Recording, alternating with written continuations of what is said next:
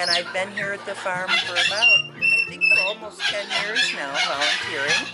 And one of the things I do is go through and feed and care for all of our big exotic birds. And this is Mona, one of the very friendly girls who loves to be pet. Birds are very visually, I don't know even what word, but they attach to people once they get to know them. So it's not something you want to stick your fingers in because they will bite out of fear. But as you can see, she has no desire to hurt me. And let's bring Taco out because he's a sweetie too. All right, good girl. You want to come, Taco? You want to come? This is Taco. He's very good at talking. He likes to say a lot of words. Of course, he won't do it on demand. But he's very friendly. These two are probably the most friendly here of the cockatoos. Alrighty, let's put him away.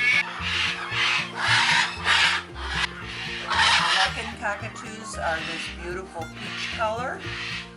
And this guy loves to be petted, but he doesn't trust me enough yet to get on me.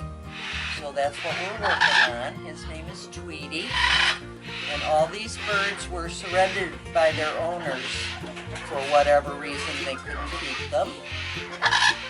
And Tweet is one of my favorites. I have so many favorites here. And Coco over here, the other Moluccan, used to like me, but he doesn't anymore. So I'm not able to pet him. They're like Naked, who, as you can see, doesn't have a whole lot of feathers. He came to us totally bald. That's usually a sign that the birds are neurotic. They're not getting enough attention or something in their environment makes them very afraid. But as you can see, he's starting to get some feathers back. So we're hoping that he gets all his feathers back. Some of the birds never do. We have all kinds of macaws, the beautiful macaws, and they do not like to be handled. They're fine when I go in there to feed them, but they have no interest in being touched or pet or held. Probably if they were still with their original owners, I'm sure some of them could be handled, but not since they come to us. But they're happy. They live here in their little sheltered environment, and we take care of them every single day.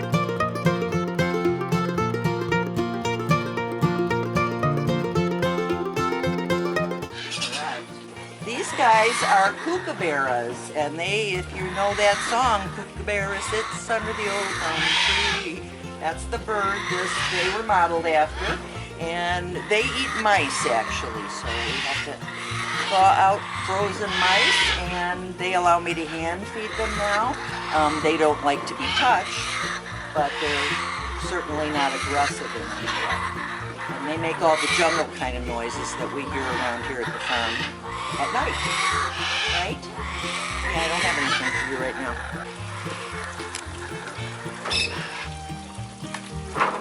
Fancy pigeons, fancy chickens, and they're not real fond of being touched either, but I think they let you.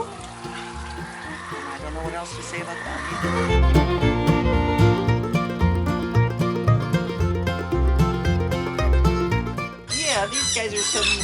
These fellows are some little ducklings that we took. We have a pond with a lot of adult ducks, but we found our little tiny duckling chicks were disappearing, so I'm not sure if it was a turtle or what. So we brought them into this protective environment so they could get big enough, and then they'll go back out to the pond.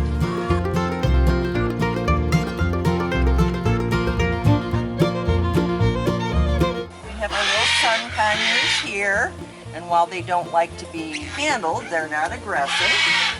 And I think this little fellow is some kind of a cockatoo, and he does like to be pet from outside. He doesn't like it if you're inside. That's too threatening for him. Can you look up here and show how pretty you are?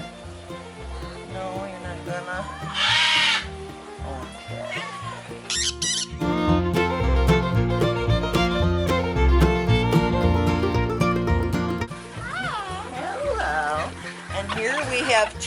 Amazon carrots. This is Daisy May and Jethro. And Jethro's the same. He likes it pet from outside of the cage, but he doesn't like you to try to touch it inside.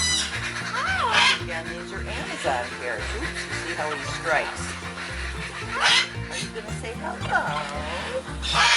Say hello, Jethro. Hello. He has some words too, but of course right now he won't say them. All right, and I think that's it.